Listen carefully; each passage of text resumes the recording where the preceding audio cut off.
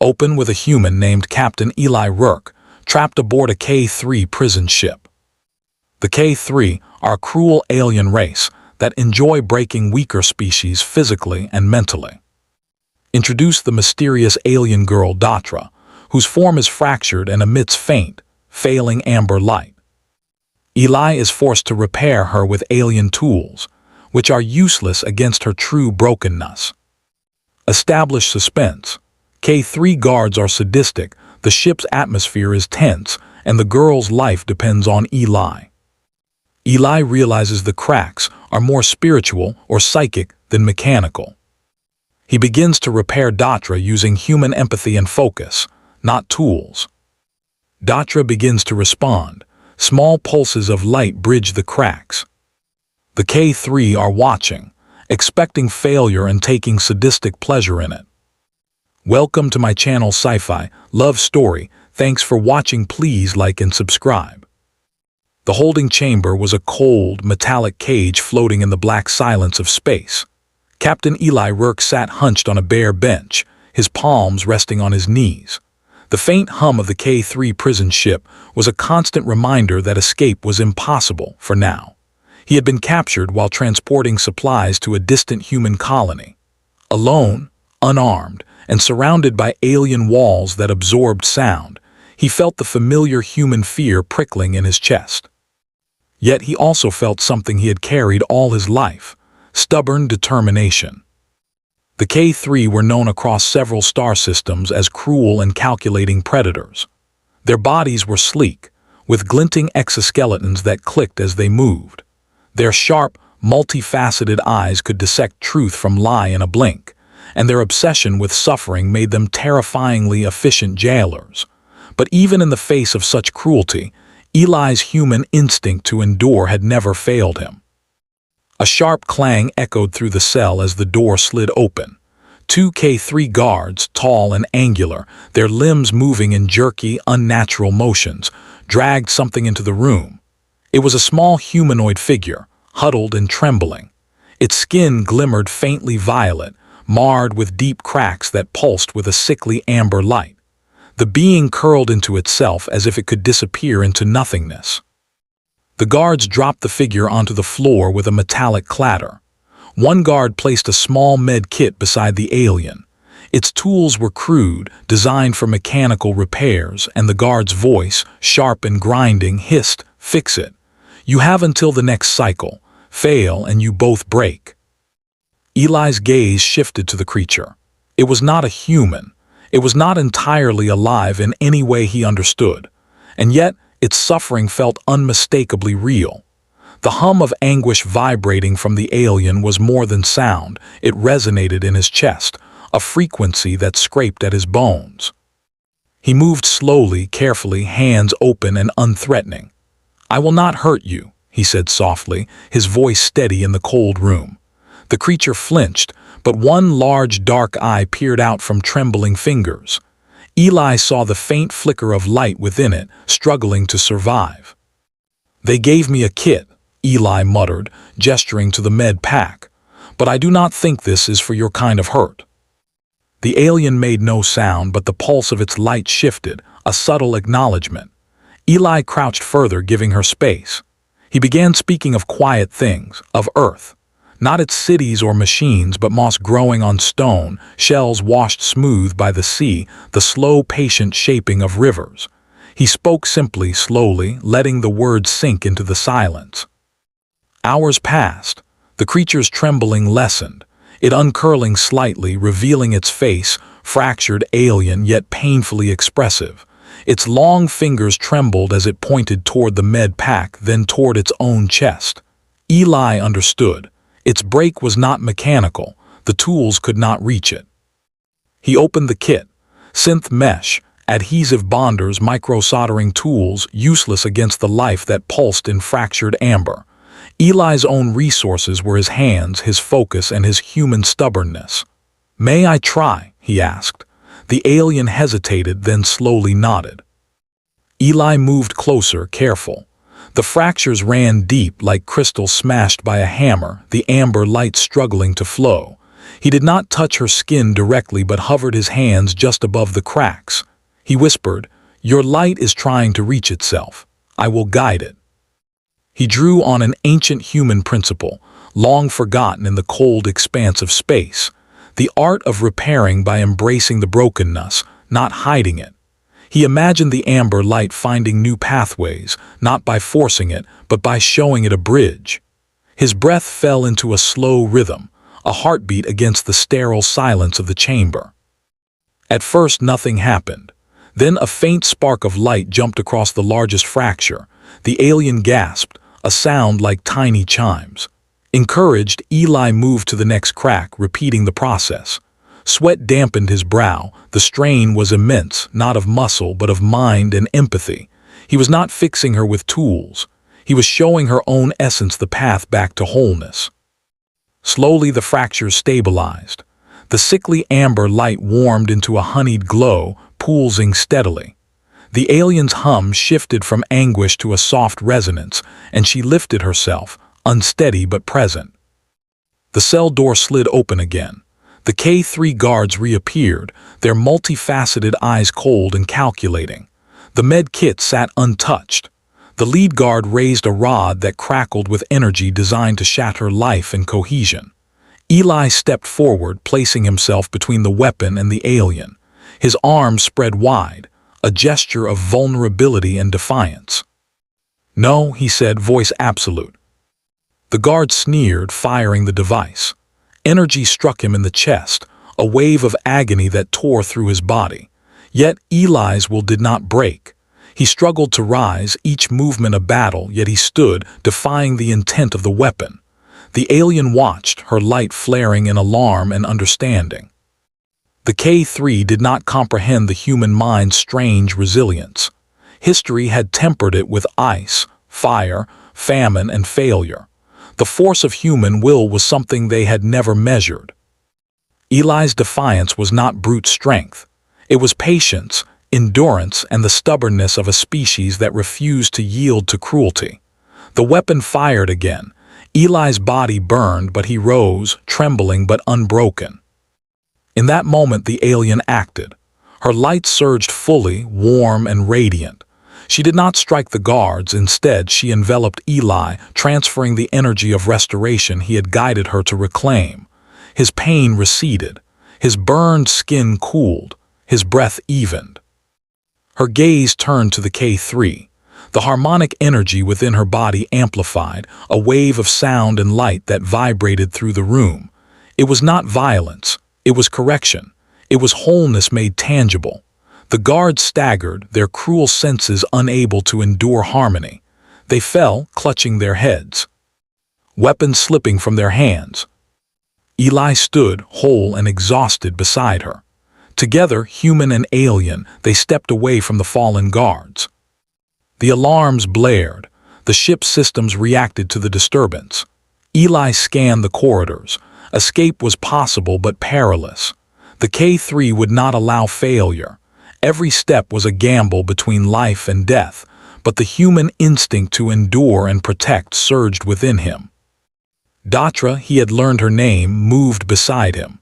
Her fractures were now lines of power, light pulsing steadily through her form. She did not speak in words he understood, but he could feel her thought, trust. They moved through the corridors, silently navigating the patrols, avoiding detection. The ship was a maze, but Eli's mind, honed by years of survival and tactical thinking, mapped every turn. Datra's light revealed weak points in the walls, energy conduits they could exploit. Every corner brought danger. Guards passed, alerted by sensors or intuition. Each time, Eli's quick thinking and Datra's unique abilities allowed them to slip past unnoticed. The tension was relentless, a slow-burn anxiety that made every footstep a gamble. In one chamber, they found a group of alien prisoners cowering in fear. Datra's light extended gentle, and the first of the captives lifted their head. A warmth filled the room, giving courage to the broken and frightened. Eli smiled faintly. Humanity's strength was simple: to see others, to persist, to protect. As they approached the main access tube leading to the escape pods, the ship shuddered. The K3 had realized something was wrong. Guards were converging, weapons charged, alarms blaring. Eli glanced at Datra. "Are you ready?" he asked. Her light pulsed once, a signal he understood as yes. Together they sprinted down the final corridor.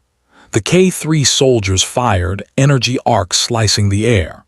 Datra's light deflected minor attacks, creating temporary shields, while Eli's human ingenuity, dirt, debris, quick maneuvers, kept them alive. The escape pod bay was in sight. The doors slid open, revealing pods ready for launch. One pod was unoccupied. Eli helped Datra climb inside, then followed. He pressed the launch sequence, and the pod shot out into the void of space, leaving the prison ship behind. The stars stretched around them, silent witnesses to their triumph. Eli collapsed against the wall, exhausted but alive. Datra's light filled the small pod, steady and warm, a symbol of trust, resilience, and the power of human determination. For now, they were safe, but Eli knew this was only the beginning. The K3 would not forget. The galaxy was vast, and the fight against cruelty had only begun.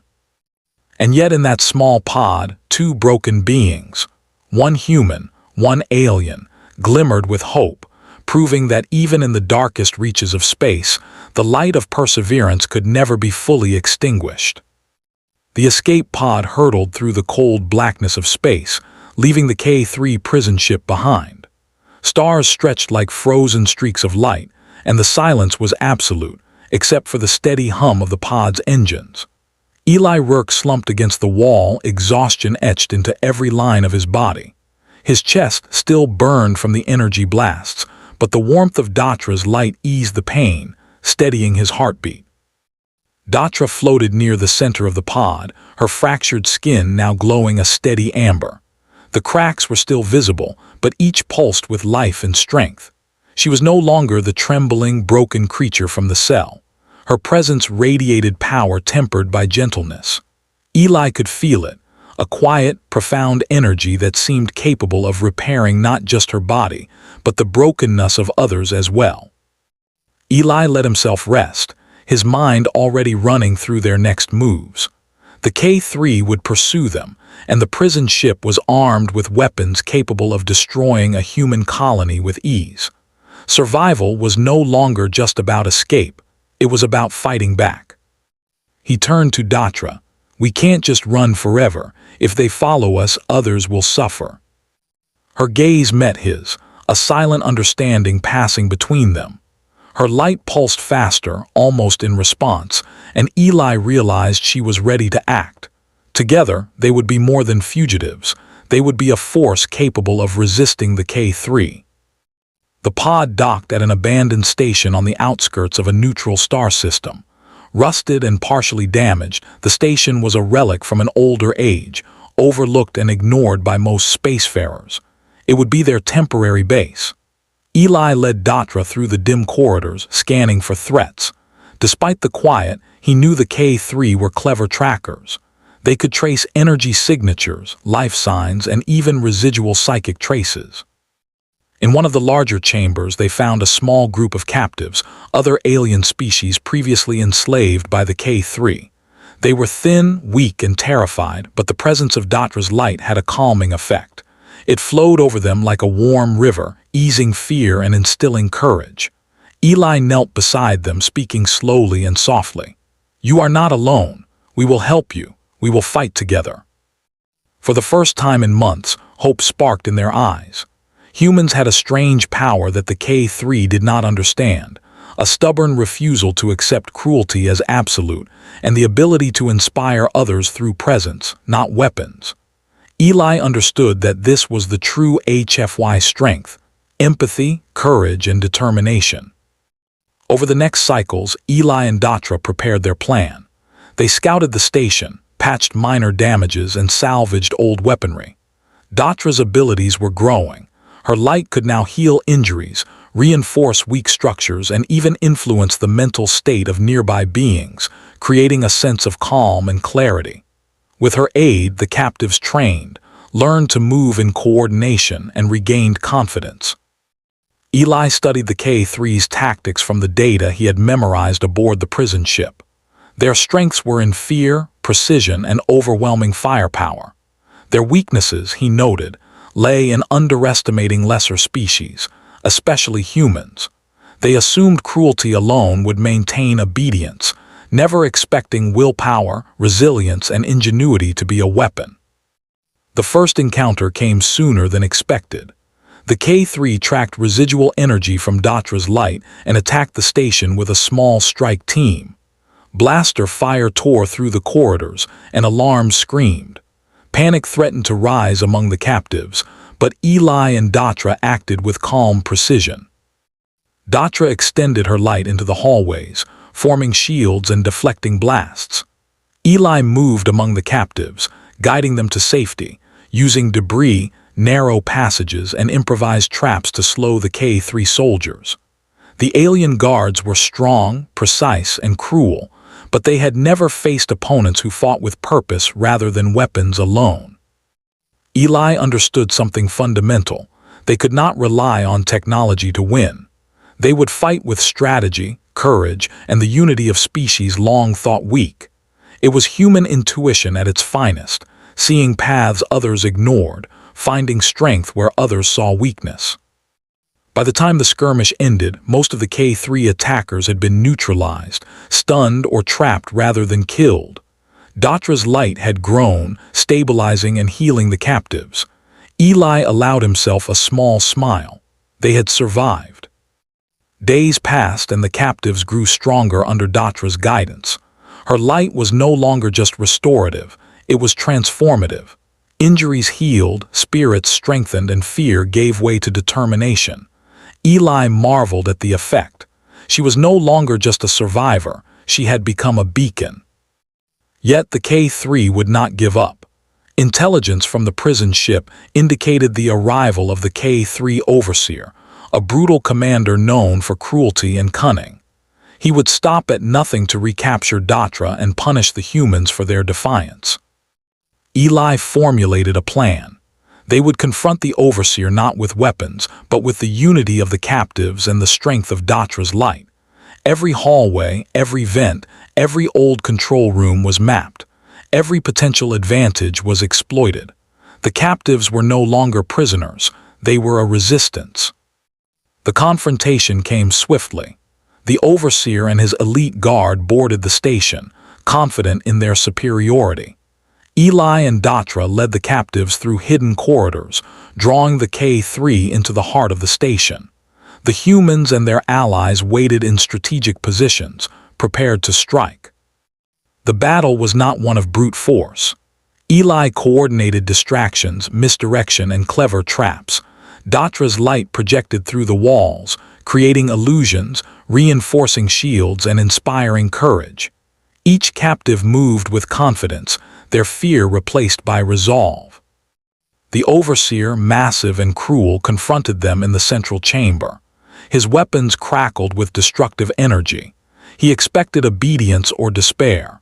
Instead, he found humans and aliens standing together, unyielding, their will forged into a single force. Datra's light surged, filling the chamber with warmth and harmonic resonance. It was not pain, but correction. It penetrated the Overseer's mind, challenging every expectation of dominance and cruelty. He roared in confusion, striking wildly, but each attack met resistance, not in armor or steel, but in determination and unity. Eli stepped forward. "Your cruelty ends here," he said. "You cannot break what refuses to yield." The Overseer fired, energy arcing through the chamber. Eli took the brunt of the attack, but Datra's light enveloped him, stabilizing his body and amplifying his resolve. The captives moved, coordinated and precise, forcing the K3 soldiers into traps and containment fields. The battle reached its peak when Datra extended her full power. Her amber light became blinding, flowing through every fracture in her being, harmonizing with the human determination around her. The K3 could not comprehend it. Pain and fear were their tools, but they had no defense against unity, empathy, and hope. The overseer screamed in frustration as his soldiers faltered, overwhelmed not by force, but by the unstoppable resilience of those they had sought to dominate. One by one, the K3 soldiers fell, incapacitated by the sheer presence of harmony, the power of beings standing together. Finally, the overseer himself was forced to retreat, his mind unable to process the defiance before him. Eli and Datra stood at the center of the chamber, surrounded by captives now free and whole. The station was quiet after the confrontation. Repairs were made, systems restored. The captives began to organize, planning to escape the station and return to their home worlds. Datra's light continued to stabilize, no longer fractured but steady and vibrant. She had become more than she was before, stronger than even Eli could have imagined. Eli watched her, pride and awe filling him. Humanity's strength was not in weapons or technology alone. It was in willpower, in empathy, and in the courage to protect and endure. The galaxy was cruel, vast, and indifferent, but even here, in the cold of space, they had carved a small victory. Datra turned to him, her light warm and steady. She would return to her people, to share the restoration she had received and help others heal. Eli understood. He had done his part, but her journey was far from over. As she departed in a small shuttle, Eli felt the hum of the station beneath him, the quiet resonance of lives saved and courage awakened. He looked out into the void, knowing this was not the end. The K3 would return, and others like them would threaten the galaxy. But humanity had proven a truth the K3 could never measure. Resilience, empathy, and will were forces stronger than any weapon. Eli allowed himself a small smile. For now they were free. For now hope burned bright in the darkness. And somewhere across the endless stars, a human and an alien had reminded the universe that even in the face of cruelty, light would endure. The galaxy was vast. The fight was far from over. But humanity, with its stubborn heart and unbreakable will, had left its mark. And that mark would shine, unextinguished, for all who dared to hope. And